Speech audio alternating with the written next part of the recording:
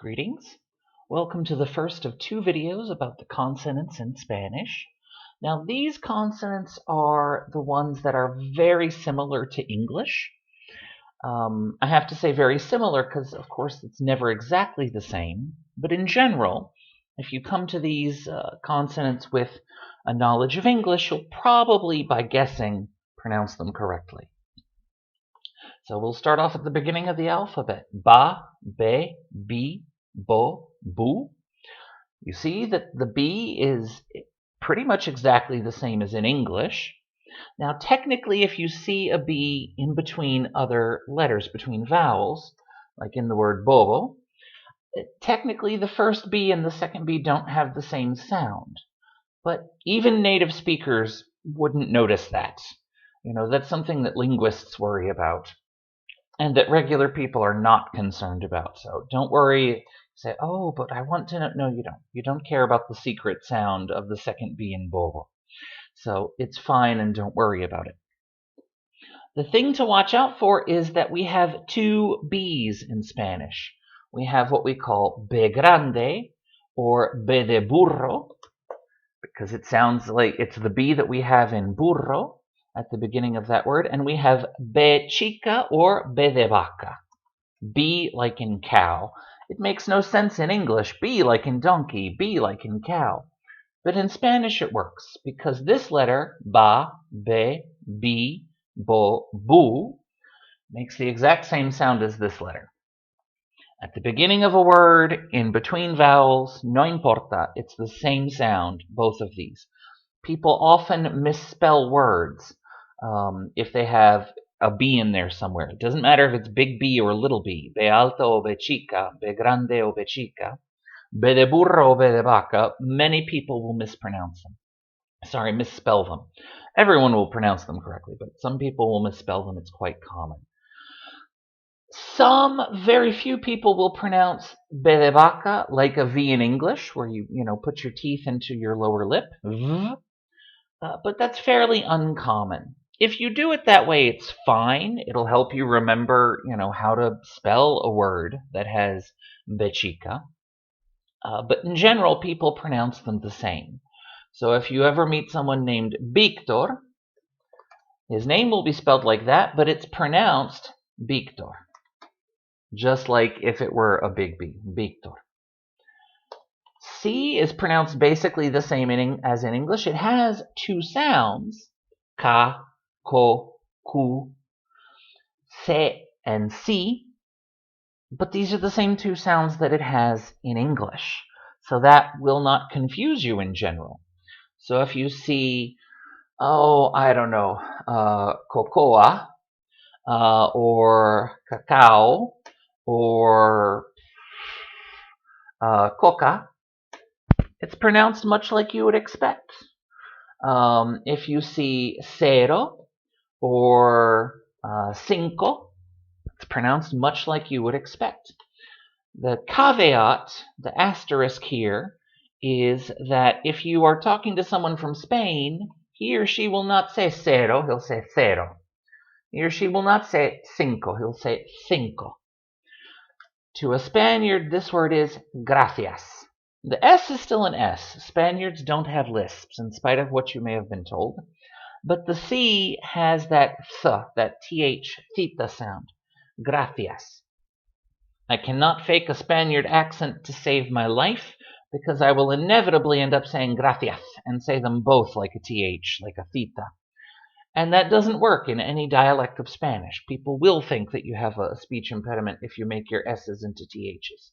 But your C, CE or CI, if you want to try to pronounce it cero, cinco, go for it. If you're going to be spending a lot of time in Spain, it'll help you blend in. But for the other 20-ish countries, cero, cinco, gracias.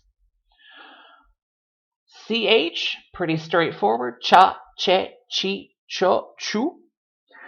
And yes, this is generally thought of as a separate letter. Now, technically, the Academy said a few years back that no, it's not a separate letter. So you will find some dictionaries, I'm sure, where the CH is mixed into the C section, of the dictionary, but you'll still find lots of older dictionaries where if a word starts with CH, it's in the CH section of the dictionary. Don't go looking for it in the C section because it will not be there. Cha, che, chi, cho, chu. Not terribly different from English. D, very similar. Da, de, di, do, du. Now, I will mention, because we have this sound in English, that when you say a word with a D between vowels, like nada or dedo, the first D at the beginning of dedo is the same D that you have in English, but dedo, nada, you might notice that it doesn't sound quite like a D, that it sounds like a different letter combination that we have in English. Yes, that's normal. That's how it sounds. If you don't notice, if you think I sound like a crazy person, you say, no, the two D's in dedo, they sound the same. That's fine. You're good. Just keep pronouncing it that way. You'll get through. F is the same as in English. Fa, fe, fi, fo, fu. I sound like I'm about to say I smell the blood of an Englishman. Fa, fe, fi, fo, fu. But it's easy and straightforward. The asterisk, the caveat with the letter ka, with the letter K, is that it doesn't really exist in Spanish. Sometimes we see it in foreign words. Whiskey is my favorite example. But it doesn't really happen in native words. In a native Spanish word, if you want to make the sound ka, it's going to be ca. If you want to make the sound ke, it's going to be que. Ki is going to be qui. Ko is going to be co, and ku is going to be cu. Ka, ke, ki, ko, ku are usually spelled like that. But if you see it in a word, maybe it's a word adapted from Quechua or Nahuatl or from English, you may see a word with a K. It will be pronounced just like the K in English. No great confusion for you. La, le, li, lo, lu. If you see an L, a single L, much like in English, la. Ma, me, mi, mo, mu. The M is just like in English.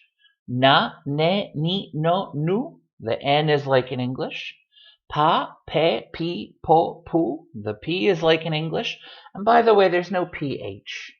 If you need to make a fa, fe, fi, fo, fu sound in Spanish, it's going to be with the F. There's no such thing as PH. Sa, se, si, so, su. S is like in English. Ta, te, ti, to, tu. T is like in English. And the W is another letter that doesn't really exist in Spanish. If you see a W, you can go ahead and pronounce it like in English. That's fine. People will understand. If you see, for example, the name Osvaldo, don't be surprised when people pronounce it like a V, Osvaldo, because, they don't have the W in Spanish. If you see the word whiskey, yeah, they might spell it like that. Oh, wait, like that. Whiskey. But don't be surprised. I can't spell today. If they spell it like that, güisqui. Oh, I'm missing an accent mark. Shame on güisqui. Because, that's another way of spelling it. Güisqui. And yeah, most people wouldn't pronounce the G there, but that is for the other video. These are the letters that are similar to English. Ta, sa, pa, na, ma, la, ka. Fa, da, cha, ka, ba, and ba. Incidentally, I'm not teaching you the names of the letters because how often will you need them? But they are usually either the letter itself, the consonant itself, plus an E, like be, or it is che, or sometimes, like with F, it's not fe, it's efe. The L is not le, it's elle, is the name. Emme, enye, enne, enye, all of those. They're mostly either the consonant plus an E, or they're E consonant E. That's how you get the name of the letter. But you can go and listen to the alphabet song if you need that. Pues, chao, hasta la próxima.